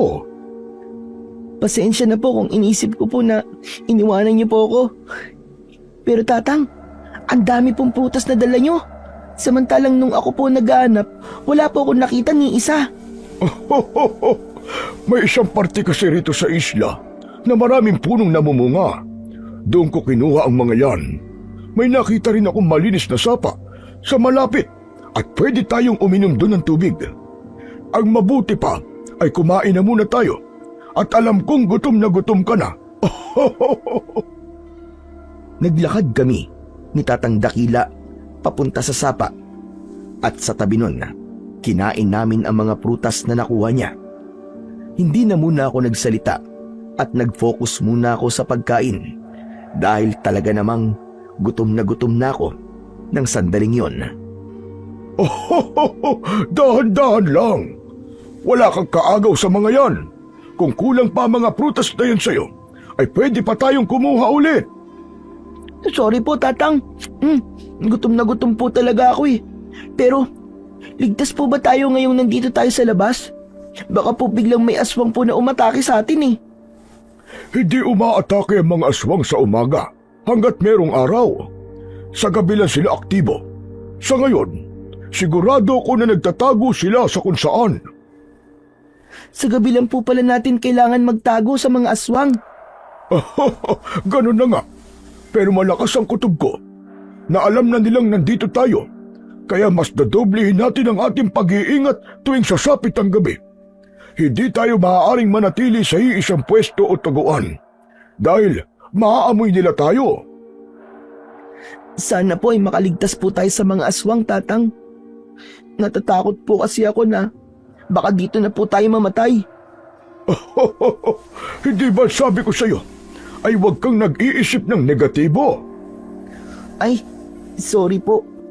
Hindi ko lang po talaga maiwasang hindi mag-isip ng masama eh. Huwag mong hahayaan na mamatay ka sa lugar na ito, Angelo. Kapag nangyari yun, ay matutuwa sigurado ang tita Asun mo at ang anak niya. Ipakita mo sa kanila na hindi sila magtatagumpay sa maitim nilang plano sa iyo. Sigurado ako na kapag nakabalik ka sa inyo, ay magugulat silang dalawa. Sige po, simula po ngayon ay hindi na po ako mag-iisip ng masama. Pero may plano na po ba kayo kung paano tayo makakaalis po dito sa isla? Mula sa loob ng damit ni Tatang Dakila ay inilabas niya ang isang itak. Inilapag niya yun sa gitna naming dalawa. Saan niyo po nakuha ang itak na yan? Nakita ko yan malapit dito sa sapa. Medyo mapurol na yan kanina, kaya hinasa ako sa isang magaspang na bato. Nakita mo na kung paano kumilos ang Panginoong Diyos, Angelo. Hindi ba parang imposibleng makakita ka ng ganyang bagay sa islang ito, pero ginawa niyang posible? Kaya nga po eh, ang galing po no? Ibig po bang sabihin ay papatayin niyo po mga aswang gamit po ang itak na yan? Huwag naman sanang umabot sa ganon. Pero kung kinakailangan na gamitin ko ang itak na yan para protekta ng ating sarili ay gagawin ko talaga. Pero ang talagang naisip ko na paggamitan sa itak ay ang paggawa natin ng balsa. Ang galing niyo po, Tatang. Pwede nga po tayong gumawa ng balsa na siya magagamit po natin paalis po dito sa isla. May nakita ko mga kawayan dito sa isla at yun ang gagawin nating balsa. Medyo matatagalan siguro bago tayo matapos, pero kailangan nating maging matyaga. Handa ka bang tulungan ako sa paggawa ng balsa, Angelo? Oo naman po. Kung ano pong pwede ko pong itulong ay sabihin niyo lang po sa akin. Sana lang po talaga ay makaalis tayo rito bago po magpasko. Baka kasi kapag pumunta si tatay sa bahay ni na tita sa Pasko at wala po ako ron, ay kung ano-ano pong sabihin ni na tita sa tatay ko. Narinig ko po kasi si na tita. Sinabi po nila na kapag dumating daw po ang tatay ko doon, sasabihin po nila na nagleyas ako. At hindi po nila alam kung saan po ako nagpunta. Hindi natin hahayaang mangyari yan. Kaya pagkatapos natin kumain, ay uumpisa na natin kagad ang paggawa ng balsa. Nakangiti akong tumango. Binilisan ko na ang pagkain. At nang nabusog ako, ay uminom ako ng malinis na tubig sa sapa. Matapos yun, ay nagtungo na kami ni Tatang Dakila sa sinasabi niyang lugar kung saan maraming kawayan. Nakita ko na nagsasabi ng totoo si Tatang Dakila dahil may isang bahagi nga sa isla na maraming mga kawayan. Inumpisahan na kagad niya ang pagputol sa mga kawayan. Pinili niya ay yung mga matataba at yung walang butas o sira para sigurado nalulutang yun sa tubig. Ako naman ay maayos kong tinipon ang mga kawayan sa isang pwesto. Habang ginagawa ko yun, ay bigla kong nakaramdam ng labis na pagod. Ngunit binaliwala ko yun dahil inisip ko na kailangan kong makatulong kay Tatang Dakila. Kung siya lang kasi ang kikilos, ay paniguradong matatagalan bago kami makagawa ng isang balsa. Patuloy ako sa pag-aayos sa mga kawayan na napuputol ni Tatang Dakila. hanggang sa nagsimula ng bumilis ang tibok ng aking puso. Naging malalim at mabigat ang aking paghinga. Pakiramdam ko ay may kung anong napakabigat na bagay na nakadagan sa aking dibdib. Hanggang sa tumigil muna ako sa ginagawa ko. Umupo ako sa ilalim ng isang puno para makapagpahinga. Napahawak ako sa dibdib nang maramdaman kong nahirapan na akong huminga. May pag-aalala naman na lumapit sa akin, si Tatang Dakila. Oh, ano nangyayari sa iyo, Angelo? Nahihirapan po akong huminga. Ganito po kasi ang nangyayari sa akin kapag napapagod po ako ng sobre. Saka, sakitin din po kasi ako. Kanina pa po talaga masama ang pakiramdam ko. Siguro po ay dahil po sa lupa ako natulog kagabi. Baka po nalamigan ako. Dapat ay sinabi mo agad sa akin yan. Eh di sana, naghanap ako na mahihigan mo kagabi. Pero huwag kang mag-alala. Kumalma ka. Ako ang bahala sa iyo. Ano pong gagawin niyo? Hindi sinagot ni Tatang Dakila ang tanong ko. Bagkus ay inilapat niya sa dibdib ko ang palad niya. Pumikit siya at saka siya nagsimulang magdasal. Panginoong Diyos, pagaanin niyo po ang pakiramdam ng batang si Angelo. Alisin niyo po ang bagay na nagpapahirap sa kanya. Hilumin mo po siya at alisin niyo po ang kanyang karamdaman at sana ay wag na itong bumalik sa kanya kailanman. Marahang bumukas ang mga mata ni Tatang Dakila. Nang sandaling yon, ay unti-unting nawala ang bigat sa aking dibdib hanggang sa naging normal na ang aking paghinga. Parang isang himala na gumaan ang aking pakiramdam. O ano? Kumusta ka na? Ano nang nararamdaman mo? Okay na po ako, Tatang. Hindi na po ako nahihirapang huminga. Ang galing. Sigurado ka ba? Opo, saka parang naging malakas din po ako. Paano niyo pong nagawa yun? Isa po ba kayong albularyo? Hindi ako albularyo. At hindi rin ako nagpagaling sa'yo, kundi ang ating Ama na nasa langit. Ipinagdasal lang kita sa Kanya. Nakita mo na kung gaano kabilis na tumugon ng Panginoong Diyos sa mga dasal natin. Alam niya kasing mabuti kang bata, Angelo. Kaya tinupad niya agad ang dasal ko sa Kanya. Talaga po palang makapangyarihan ng ating Panginoong Diyos. Ibig po bang sabihin ay hindi na po ako magiging sakitin? Hindi natin alam. Tignan natin sa mga susunod na araw. Labis ang naging pasasalamat ko sa ating Panginoong Diyos at kay Tatang Dakila. Hindi pa rin ako makapaniwala na sa loob lamang ng ilang segundong pagdarasal ni Tatang Dakila ay agad na magiging mabuti ang aking pakiramdam. Dahil malakas na ako, ay nagpatuloy na kami ni Tatang Dakila sa paggawa ng balsa. Nang nakakuha na kami ng sapat na dami ng kawayan, ay naghanap naman kami ng bagay na pwede naming gamitin para itali ang mga kawayan para tuluyan ng maging balsa.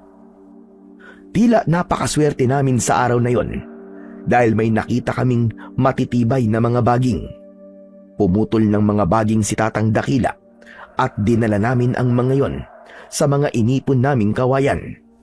Pero dahil sa nakaramdam kaming muli ng gutom, ay kumuha muna kami ng mga prutas para kainin. Tatang, totoo nga po yung sinabi niyo, no? Talaga pong ibinigay sa atin ng Panginoong Diyos kung ano po ang kailangan natin. Tama yan. At ibinigay niya ang kailangan natin sa tamang panahon.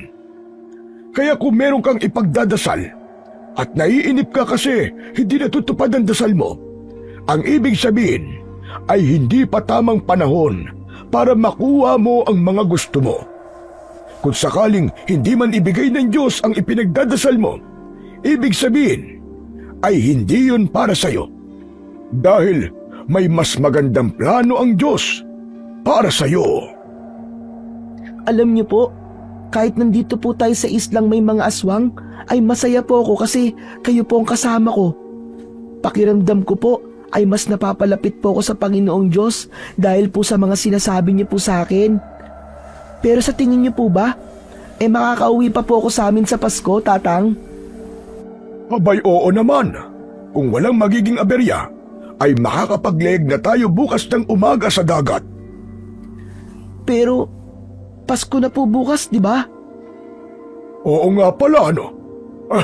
Huwag ka mag-alala, kasi hindi matatapos ang Pasko at makakauwi ka na sa inyo. Kung papalaring ka, ay makakasama mo na rin ang tatay mo. Gaya ng palaging paalala ni Tatang Dakila, ay naging positibo lang ang aking pag-iisip. Hindi na ako nag-isip ng hindi magagandang bagay. Pinaniwalaan ko ang lahat ng mga sinabi niya na makakauwi ako sa Pasko at makakasama ko na ang tatay ko. Pagkatapos naming kumain, ay muli naming binalikan ang paggawa ng balsa. Magkatulong kami ni Tatang Dakila sa pagtatali sa mga kawayan. Siniguro namin na mahigpit ang pagkakatali ng mga yon para kung sakaling abutan kami ng malakas na alon sa dagat, ay hindi agad yon masisira. Inabot na kami ng gabi bago namin natapos ang balsa. Napakasaya ko dahil alam ko na mas malaki na ang pag-asa namin na makaalis sa islang yon. Yes! Sa wakas, natapos na rin po tayo sa paggawa ng balsa, Tatang. Hindi po ba pwedeng ngayon na po tayo umalis? Alam kong gusto mo nang makauwi sa inyo, pero delikado kung gabi tayo aalis. Bukas ng umaga tayo aalis dito, Angelo. Mas ligtas na maglalayag tayo sa dagat ng maliwanag. Hindi na po kasi ako makapaghintay na makauwi na po at makasama po si Tatay. Gusto ko na po siya makita ng personal. Alam niyo po kasi, nung nabuntis po si Nanay sa akin, ay iniwanan po kami ni Tatay. Ang sabi po ni Kuya Romeo, takot daw po sa responsibilidad si Tatay, kaya po niya kami iniwan. Pero bakit parang kahit iniwanan kayo ng tatay mo, ay gusto mo pa rin siyang makita at makasama? Hindi ba? Dapat ay galit ka sa kanya. Lumaki po kasi ako na hindi nakaramdam ng pagmamahal at malakas po ang pakiramdam ko na si Tatay lang po makakapagbigay nun sa akin. Kaya sabik po ko sa pagmamahal ng isang magulang. Wala na po sa akin kung iniwan niya po kami noon ni Nanay. Ang mahalaga po para sa akin ay ang makasama po si Tatay. Sa kansabi po niya ay babawi daw po siya sa akin. Masaya ako para sa iyo, Angelo. Hindi na ako nagtataka kung bakit nangyayari ang magagandang bagay na yan sa iyo. Dahil sadyang mabait ka. Wala kang tinatapakang ibang tao. At kahit hindi naging maganda ang pagtrato sa iyo ng tita mo, ay hindi ka nagtatanim ng galit diyan sa puso mo. Ang totoo po niyan, nagalit po ako kina tita nung iniwan po nila ako rito. Pero inalis ko po kagad ang galit na yon kasi hindi po ako matutulungan nun sa pag-alis ko po dito sa isla. Tama yan. Huwag kang magtatanim ng galit.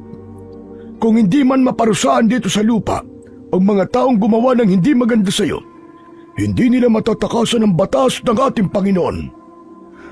Hala, malalim na pala ang gabi. Ang mabuti pa ay maghanap na tayo ng lugar na maaaring pagpalipasan natin na magdamag. Teka, Tatang, ibig niyo po ba sabihin di na po tayo babalik dun sa kuweba? Hindi naman po tayo sinalakay ng mga aswang dun kagabi, di ba? May posibilidad kasi na naamoy na ng mga aswang na nandun tayo. Kaya mas maganda kung sa ibang lugar naman tayo magtatago. Sinang-ayunan ko ang sinabi ni Tatang Dakila dahil siya ang mas nakakaalam kung ano ang mga dapat naming gawin. Habang naglalakad kaming dalawa, ay biglang huminto si Tatang Dakila. Kaya napahinto na rin ako. Luminga siya sa paligid. Kaya bigla akong kinabahan. Tatang, bakit po? May problema po ba? May nararamdaman akong kakaiba. Para bang kanina pa may nakasunod sa atin. Aswang po ba yun? Bago pa makasagot si Tatang Dakila, ay may isang aswang ang biglang sumunggab sa kanyang likuran. Napasigaw ako sa sobrang takot at hindi ko alam ang gagawin ko. Akmang sasakmalin ng aswang ang leeg ni Tatang Dakila, pero naging mabilis ang kilos niya. Sinaksak ni Tatang Dakila ang bunganga ng aswang gamit ang itak. Walang buhay na bumagsak ang aswang. Ang akala ko ay tapos na ang lahat, pero isang aswang pa ang dumating at galit na galit niyang inatake si Tatang Dakila. Matapang na hinarap ni Tatang Dakila ang aswang, at kahit matanda na siya ay nakita ko kung gaano siya kabilis na gumalaw. Ilang beses niyang nagawang iwasan ang pag-atake sa kanya ng aswang, hanggang sa nagawa niyang saksakin sa tiyan ang aswang. Umatras ang aswang, pero muli yung umatake. Imbis na umiwas, ay sinalubong ni Tatang Dakila ang aswang. Matagumpay niyang ginilitan ang leeg ng aswang na agad nung ikinamatay. Matapos mamatay ng dalawang aswang, ay tumingin si Tatang Dakila sa paligid. Maya-maya pa, ay lumapit siya sa akin. May mga aswang pa sa paligid natin, pero ramdam kong natatakot na silang umatake dahil nagawa kong patayin ang dalawa sa kasamahan nila. Ayos lang po ba kayo, Tatang? Hindi po ba kayo nasaktan? Hindi. Walang panama sa akin ng mga aswang na yon. Tara na, maghanap na tayo ng ligtas na lugar.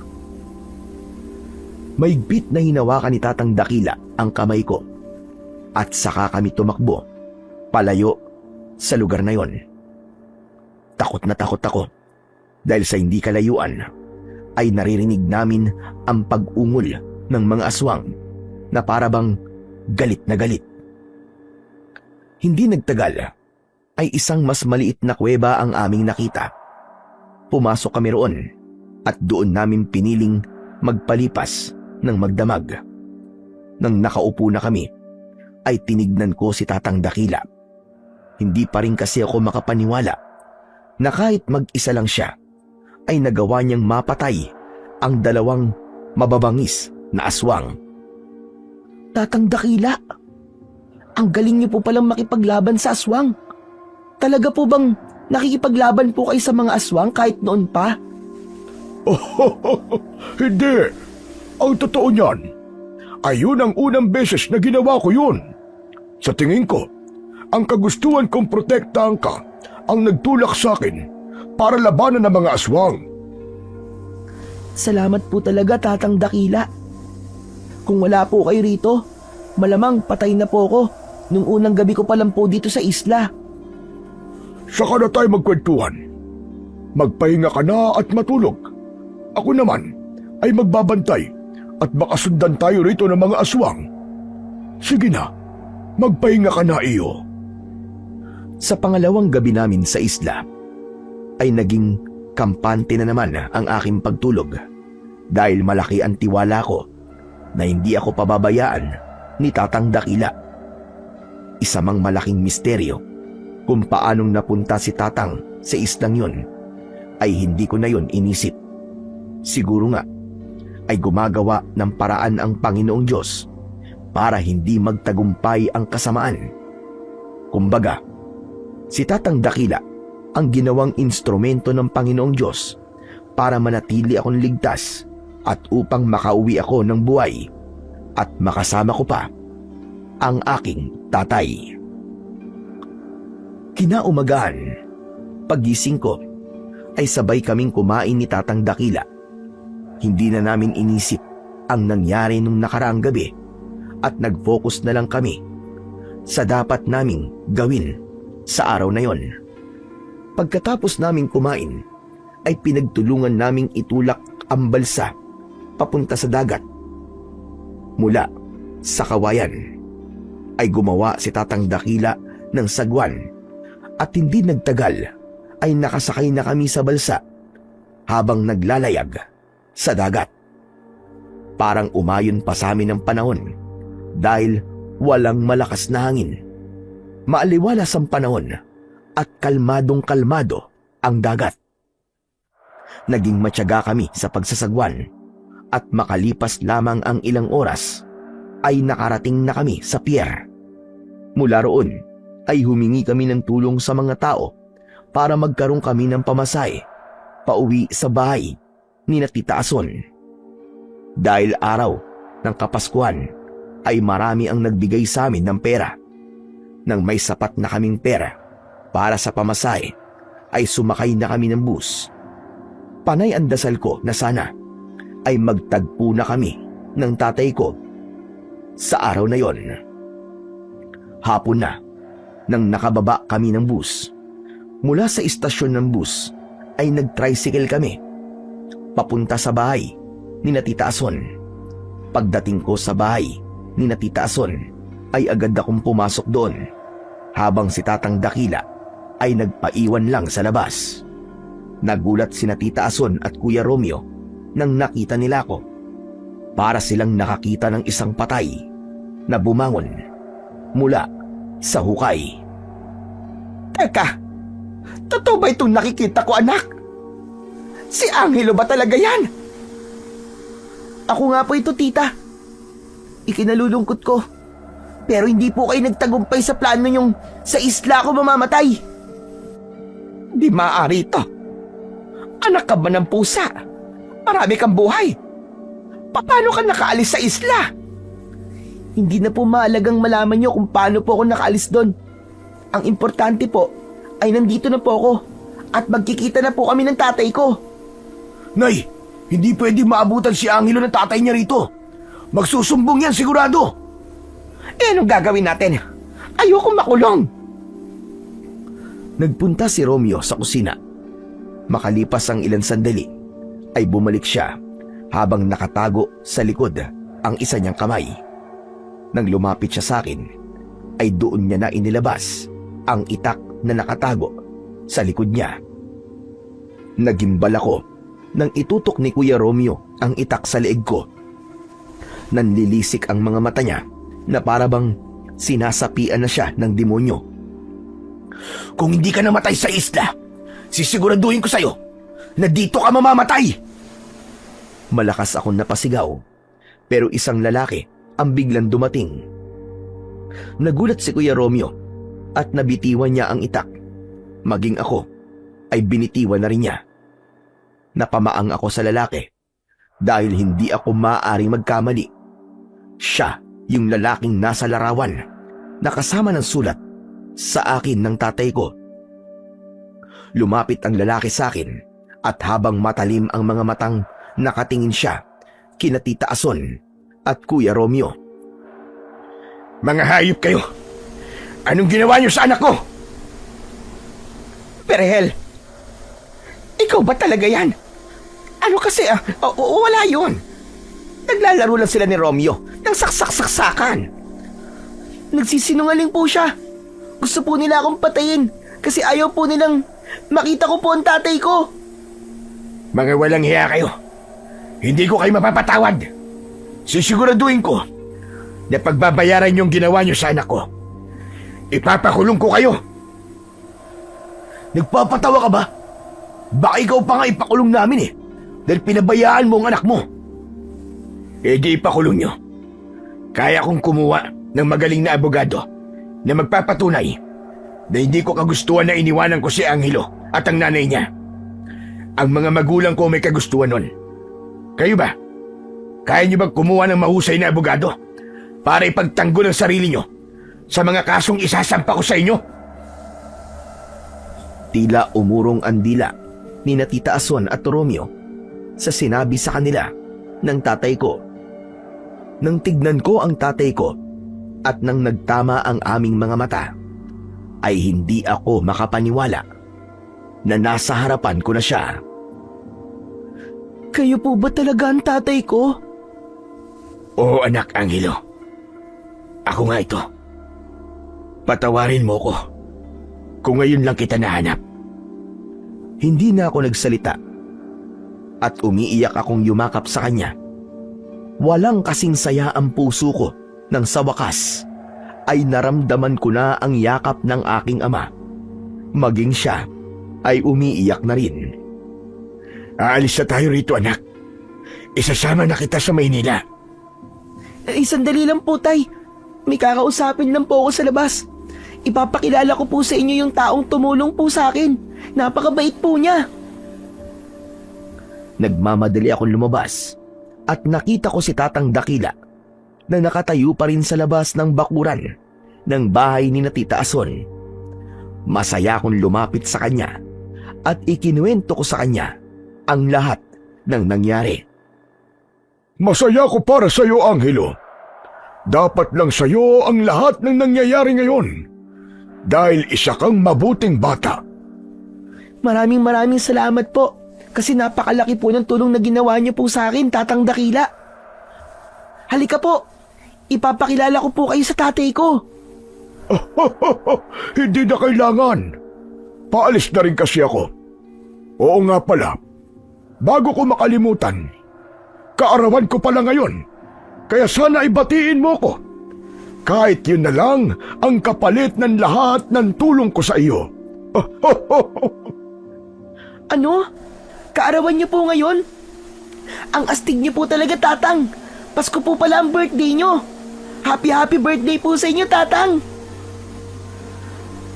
Matapos magpasalamat si Tatang Dakila sa akin, ay tumalikod na siya para umalis. Babalik na sana ako sa tatay ko ng isang bagay ang aking napagtanto.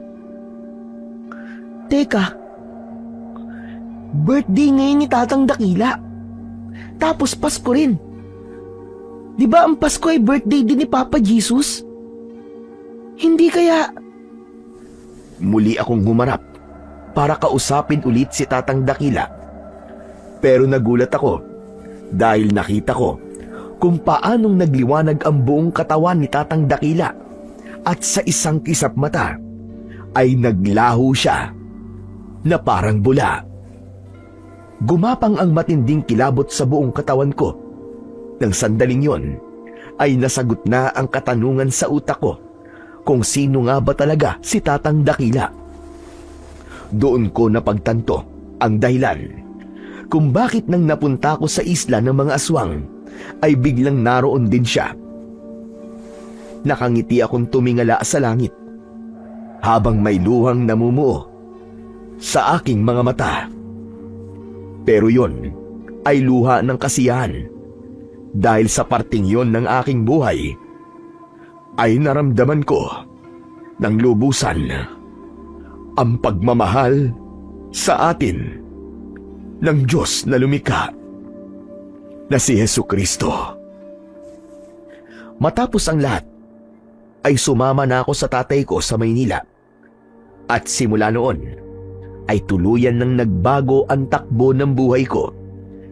Iniwan ko ang lahat ng sakit at hirap na naranasan ko sa bahay ni Tita Ason. Nakabalik ako sa pag-aaral at unti-unting bumuti ang kalusugan ko dahil inalagaan ako ni tatay at ibinigay niya ang buhay na matagal nang ipinagkait sa akin. Nakiusap ako sa tatay ko na wag nang ipakulong sina Tita Ason at Kuya Romeo. Pero hindi siya pumayag. Para sa kanya, kailangan managot ni Tita Ason sa ginawa nila sa akin. Sa kasalukuyan, isa na ako ngayong doktor.